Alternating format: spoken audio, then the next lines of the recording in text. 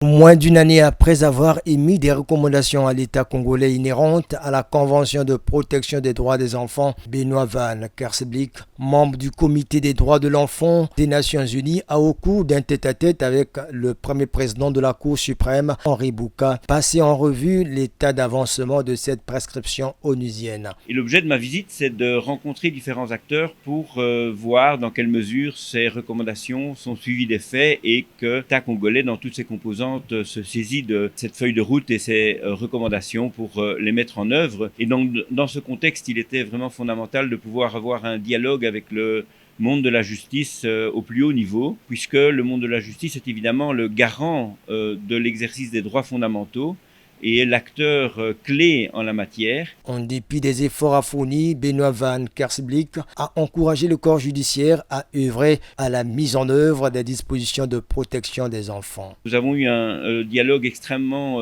fructueux et informatif avec la Cour suprême et son premier président accompagné de